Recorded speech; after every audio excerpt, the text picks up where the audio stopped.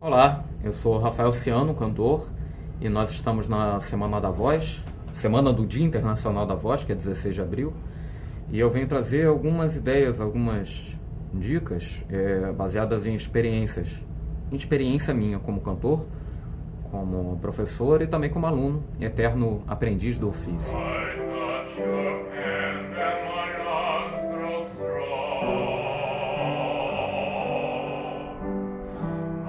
A voz ela é muito particular entre os instrumentos, porque ela é o único, pelo menos entre os instrumentos melódicos, que é parte integral do seu instrumentista.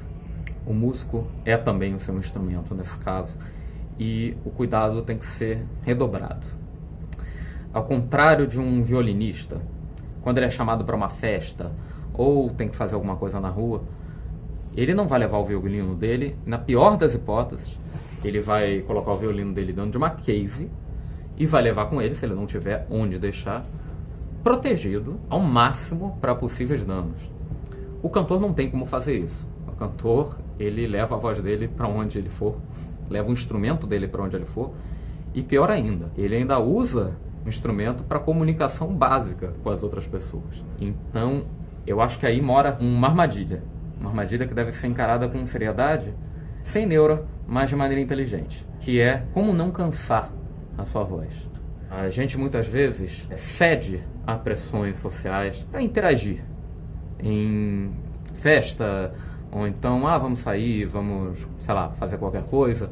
E você às vezes tem uma apresentação no dia seguinte, ou no mesmo dia mais tarde, e você fica assim, não queria porque eu não queria cansar minha voz, mas acaba cedendo porque você não quer parecer o chato, né? O chato que não vai a nada, ou o chato que... é frescura, para de frescura, com esse negócio da voz, tá sempre com a voz boa. O fato é que ninguém, além de você, e ninguém melhor do que você, sabe o quanto te frustra não estar com a voz boa. O que isso causa no seu emocional, o quanto isso te afeta enquanto artista, enquanto pessoa, não fazer um bom trabalho. Ou pelo menos não fazer um trabalho no nível que você sabia que você poderia fazer. Então, toda vez que você cede a uma pressão social, e o que às vezes não é uma pressão apenas externa, você realmente quer muito ir. Mas se você for, você tem que ser inteligente. Evitar coisas que te causem cansaço. Falar muito em ambientes barulhentos, em que você vai usar a voz com um volume maior do que o normal para poder ser ouvido, você vai gritar para poder ser ouvido. Algumas pessoas lidam bem com álcool, eu, por exemplo, não lido. No dia seguinte, sempre que eu bebo álcool, eu sinto a voz muito ressecada e isso me afeta, então é algo que eu evito perto de cantar. A maioria das pessoas tem problema com cigarro, com ar-condicionado, principalmente com mudanças bruscas, né? Quando você sai de uma cidade quente como o Rio de Janeiro ou outras tantas do Brasil e entra no ar-condicionado frio, um lugar seco, quando lá fora está quente e úmido, isso tudo vai causando pequenos cansaços ou pequenas irritações. E o que acontece? Nada disso, assim como o café, como o chocolate, o queijo, coisas que causam pigarro em muita gente, nada disso vai causar um dano imediato na sua voz. Não é que, entrei no ar-condicionado, perdi a voz. Passou uma fumaça de cigarro, perdi a voz. A não ser que você seja extremamente alérgico, nenhum dos dois casos você vai perder imediatamente. O que acontece é que, ao causar pequenas irritações, você vai tendo um pouquinho mais de dificuldade de produzir o som, né? E você vai fazendo um pouquinho mais de esforço. Em cima daquela irritação, você vai juntando cansaço e você vai aumentando aquele dano, aumentando, até o momento que você tem que cantar já em 70% ali do que você pode fazer, e aí você, para obter um bom desempenho, você acaba dando um pouco mais de força e aí você debilita mais ainda. E isso é um ciclo. Isso é um ciclo. Se você não permitir à sua voz repouso, as coisas se complicam. É uma bola de neve.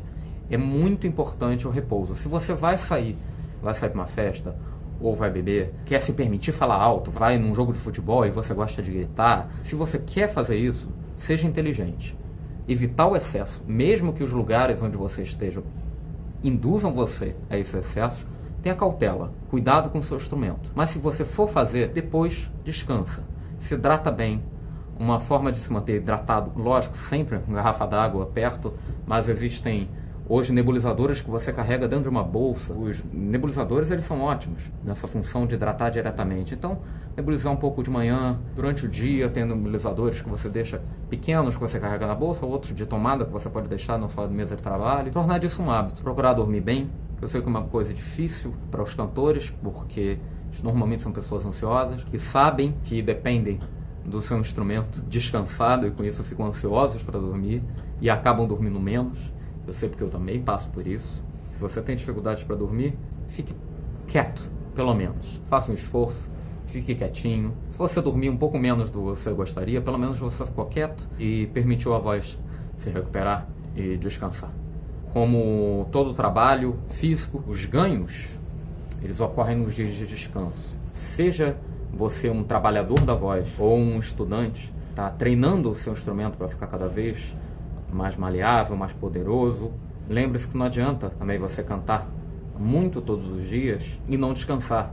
O ganho, ele só vem através do repouso. Só através do repouso. Então é sempre importante que você permita a sua voz se curar. Rotina de exercício, você não conseguiu naquele dia, não saiu bem, você sentiu que a garganta está pegando, pisa no freio. Tenta depois, com calma.